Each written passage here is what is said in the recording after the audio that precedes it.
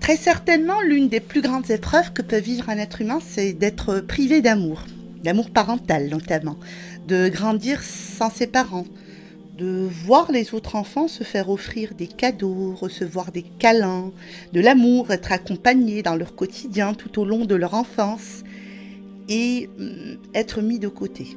Subhanallah, c'est le cas des orphelins. Al-yatam. Il est vrai que le risque de chaque être humain est écrit avant la naissance et que le statut d'orphelin ne prédestine pas à une vie de misère et à un avenir incertain. L'histoire musulmane est riche en exemples qui le rappellent.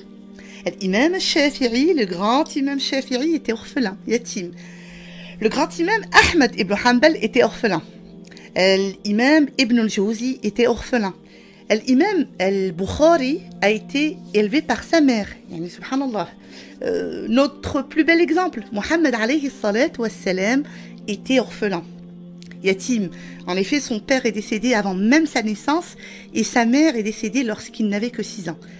Subhanallah, tous ces grands hommes n'avaient ni père ni mère, mais ils ont marqué l'histoire.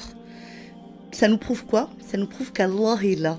Allah protège, même l'orphelin faible. Mais Allah a mis à toute chose une cause. Et Inch'Allah Azza wa Jal, la cause, ça sera vous, bi'inillah. Vous qui allez prendre en charge des orphelins et les traiter avec bonté, amour et compassion, comme s'ils étaient vos propres enfants. Allah nous ordonne de traiter les orphelins avec compassion. Il dit dans Sourate Ad-Duha, l'orphelin ne le brime pas.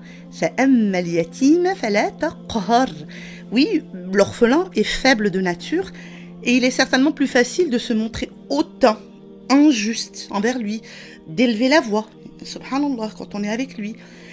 C'est ainsi que le prophète alayhi salat wa salam exhorte les fidèles à la bienfaisance envers al-yatam, les orphelins, et leur promet pour cela une immense récompense. Il dit par exemple, sallallahu alayhi wa sallam, dans un hadith magnifique, le tuteur d'un orphelin et moi, nous serons au paradis comme ces deux-là, en montrant 2 doigts, son index et son majeur. Le prophète sallallahu alayhi wa sallam a voulu montrer la proximité qu'il y aura, incha'Allah, au Firdaus, au plus haut degré du paradis, entre le prophète alayhi salatu wassalam et celui qui s'occupe de l'orphelin. Cette proximité, elle est aussi proche que le sont les 2 doigts de la main. Ana wa kafilu al-yatimi fil jannati hakada wa ashara bis-sabbaba wal-wusta. Subhanallah. Les compagnons du prophète alayhi salatu wassalam, en entendant cela, se sont empressés à appliquer cette recommandation. C'est ainsi que l'imam al-Bukhari rapporte que Abdullah ibn Omar ne prenait aucun repas, absolument aucun, sans avoir un orphelin à sa table. Subhanallah, quel puissant hadith!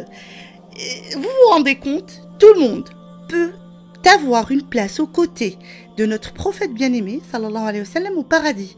Pas juste les sahaba, les compagnons, ceux qui priaient toute la nuit, qui donnaient toute leur richesse en charité, qui, subhanallah, qui faisaient le jihad, Il suffit simplement de prendre soin d'un orphelin pour atteindre ce statut incroyablement élevé.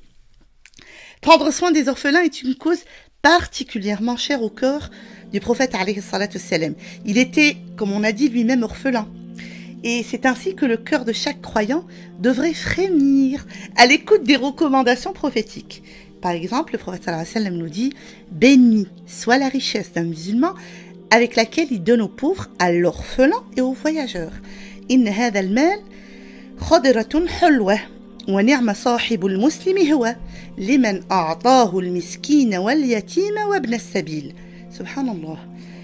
En aidant les orphelins, on peut également aider les veuves, donc subhanallah, qui ont perdu leur mari et qui n'ont personne pour prendre en charge ces enfants-là, subhanallah. Regardez le salaire attribué à la personne qui aide la veuve. Celui qui entretient une veuve ou un pauvre est semblable à celui qui combat dans le sentier d'Allah. Il est semblable à celui qui prie sans s'arrêter et au jeûneur qui jamais ne rompt son jeûne. La ilaha illallah. الساعي على الأرملة والمسكين كالمجاهد في سبيل الله. وقال أبو هريرة وأحسبه قال وكالقائم الذي لا يفتر وكالصائم. Quelle récompense pourrait être plus grande que cela? Vous vous occupez d'un orphelin et vous êtes considéré comme quelqu'un qui jeûne tout le temps. Subhanallah, et qui prie tout le temps. La ilaha illallah Muhammad Rasulullah. Je vois vos yeux briller d'envie de faire partie de ces bienfaisants. Eh bien, Inch'Allah, je vais vous présenter un merveilleux projet qui n'attend que vous et qu'on pourra réaliser ensemble durant ce mois de Sha'ban et notamment, surtout pendant le mois de Ramadan, Inch'Allah, qu'Allah nous fasse vivre jusqu'à Ramadan bi'idnillah azza wa jal. Avant de vous présenter le projet en quelques mots, je voulais vous raconter une histoire véridique qui a été rapportée par un da'iya qui s'appelle Ibn Saïd bin Musfar al-Qahtani, qui raconte l'histoire d'un homme modeste, chauffeur de taxi, subhanallah, qui a été, subhanallah, promis au paradis par le prophète alayhi salatu wassalam. Effectivement, un grand da'iya a vu le prophète sallallahu alayhi wa sallam à 3 reprises dans le rêve lui dire « Je veux que tu informes un tel qui habite dans tel endroit qu'il sera au paradis avec moi. » Subhanallah. Le da'iya en question, la première fois qu'il a fait ce rêve, il n'y a pas fait trop attention. La deuxième fois, subhanallah, il était très étonné. La troisième fois, il a pris la décision d'aller à l'endroit indiqué par le prophète alayhi salatu wassalam et de rechercher l'homme en question. Et il fut étonné parce qu'il s'attendait à voir un homme très vertueux, qui priait tout le temps, qui avait un immense savoir. Eh bien, pas du tout. C'était un simple taxieur qui n'avait pas spécialement d'acte d'adoration grandiose. Et en lui annonçant la bonne nouvelle, il lui demanda « Billahi alayk, quelle est l'action qui a fait que le prophète sallallahu alayhi wa sallam vienne te promettre le paradis ?» Et subhanallah, imaginez-vous quelle était cette action. Son voisin, le voisin du taxieur, était décédé et il avait laissé une veuve avec 5 enfants. Et depuis le décès de son voisin, il s'était promis de diviser son salaire en 2, de donner la moitié à la veuve pour qu'elle prenne en charge, subhanallah, les 5 orphelins et de vivre avec la moitié de son salaire lui restant. Et il s'est promis de ne jamais faire rentrer chez lui un fruit ou un légume ou une course sans en apporter l'identique, sans en acheter la même chose, subhanallah, pour les petits orphelins. La ilaha illallah, Muhammadun Rasulullah. Donc après tout ça, après vous avoir donné envie, je vais vous présenter rapidement le projet Ramadan. Donc bi'idnillahi azza wa jal, ça sera l'acquisition d'un immeuble, 4 étages, rez-de-chaussée inclus, en Turquie, pour accueillir des orphelins syriens. Subhanallah. Donc au rez-de-chaussée, il sera bi'idnillah aménagé en cantine. Les étages supérieurs serviront de dortoir pour les orphelins de père et de mère. Les autres étages serviront à la scolarisation des enfants.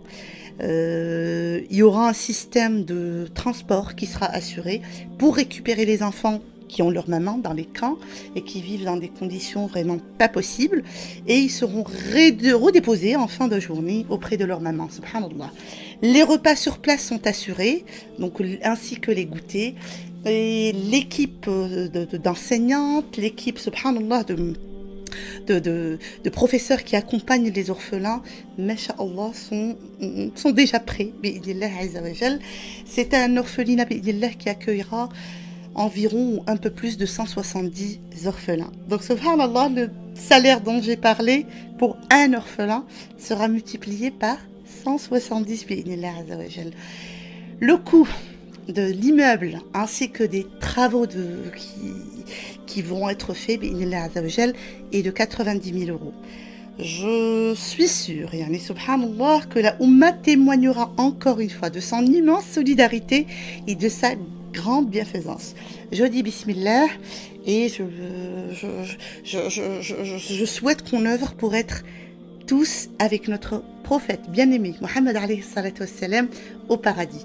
Donc n'hésitez pas à partager, à parler du projet autour de vous, à encourager les autres. Je vais mettre le lien sur ma chaîne YouTube.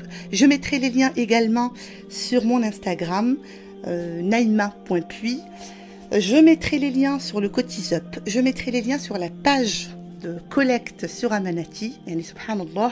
Donc n'hésitez pas, bi'idhnillah azza wa jal, à partager. Qu'Allah azza wa jal fasse qu'on soit parmi les bienfaisants qui écoutent la bonne parole et qui la suivent. Salam alaikum wa rahmatullahi wa barakatuh.